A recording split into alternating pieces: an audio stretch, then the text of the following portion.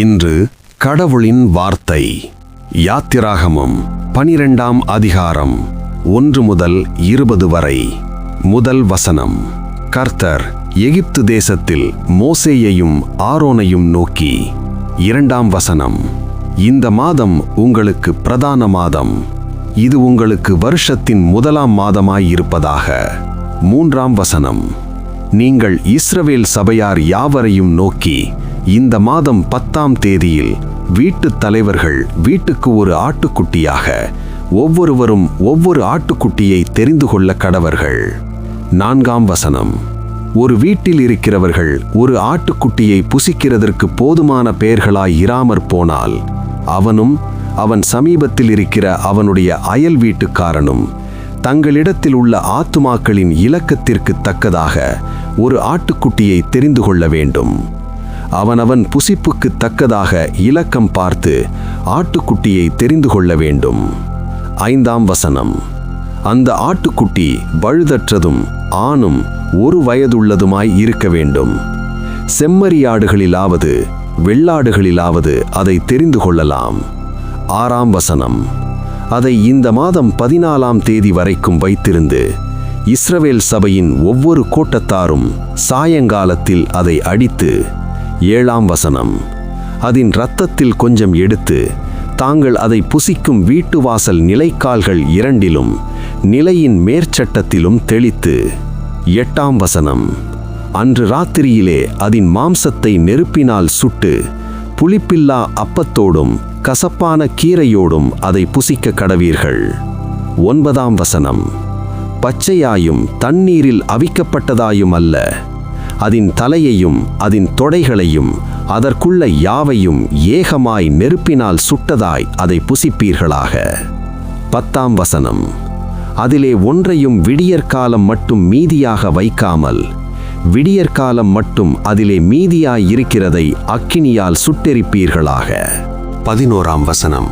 அதை புசிக்க வேண்டிய விதமாவது, நீங்கள் உங்கள் அறைகளில் கச்சை கட்டி கொண்டும் உங்கள் கால்களில் பாதரட்சை தொடுத்து கொண்டும் உங்கள் கையில் தடி பிடித்து கொண்டும் அதை தீவிரமாய் புசிக்க கடவீர்கள். அது கர்த்தருடைய பஸ்கா. 12ஆம் வசனம். அந்த ராத்திரியிலே நான் எகிப்து தேசமெங்கும் கடந்து போய் எகிப்து தேசத்தில் உள்ள மனிதர் முதல் மிருக ஜீவன்கள் மட்டும் முதற்பேராயிருக்கிறவைகளை எல்லாம் அதம் பண்ணி எகிப்து தேவர்களின் மேல் நீதியை செலுத்துவேன். நானே கர்த்தர். 13ஆம் வசனம். நீங்கள் இருக்கும் வீடுகளில் அந்த இரத்தம் உங்களுக்காக அடையாளமாயிருக்கும். அந்த இரத்தத்தை நான் கண்டு உங்களை கடந்து போவேன். நான் எகிப்து தேசத்தை அழிக்கும் போது அழிக்கும் வாதை உங்களுக்குள்ளே வராதிருக்கும். 14ஆம் வசனம். அந்த நாள் உங்களுக்கு நினைவு கூறுதலான நாளாயிருக்க கடவது. அதை கர்த்தருக்கு பண்டிகையாக ஆசரிப்பீர்களாக. அதை உங்கள் தலைமுறைதோறும் நித்திய நியமமாக ஆசரிக்க கடவீர்கள். 15ஆம் வசனம். புளிப்பில்லா அப்பத்தை 7 நாளளவும் புசிக்க கடவீர்கள். முதலாம் நாளில்தானே புளித்த மாவு உங்கள் வீடுகளிலிருந்து நீக்க வேண்டும். முதலாம் நாள் தொடங்கி 7ஆம் நாள் வரைக்கும் புளித்த அப்பம் புசிக்கிறவன் எவனோ அந்த ஆத்துமா இஸ்ரவேலரிலிருந்து அறுப்புண்டு போவான். 16ஆம் வசனம். முதலாம் நாளில் பரிசுத்த சபை கூடுதலும் 7ஆம் நாளிலும் பரிசுத்த சபை கூடுதலும் இருக்க வேண்டும். அவைகளில் ஒரு வேலையும் செய்யப்படலாகாது. அவரவர் சாப்பிடுகிறதற்கு தேவையானது மாத்திரம் உங்களால் செய்யப்படலாம். 17ஆம் வசனம். புளிப்பில்லா அப்ப பண்டிகையை ஆசரிப்பீர்களாக. இந்த நாளில்தான் நான் உங்கள் சேனைகளை எகிப்து தேசத்திலிருந்து புறப்பட பண்ணினேன்.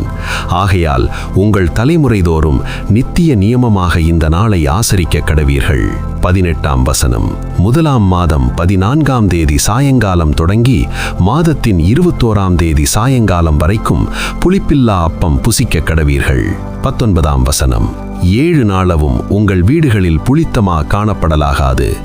எவனாகிலும் புளிப்பிடப்பட்டதை புசித்தால் அவன் பரதேசியானாலும் சுதேசியானாலும் அந்த ஆத்துமா இஸ்ரவேல் சபையில் இராமல் அறுப்புண்டு போவான். 20ஆம் வசனம். புளிப்பிடப்பட்ட யாதொன்றையும் நீங்கள் புசிக்க வேண்டாம். உங்கள் வாசஸ்தலங்களிலெல்லாம் புளிப்பில்லா அப்பம் புசிக்க கடவீர்கள் என்று சொல்லென்றார். ஆமேன்.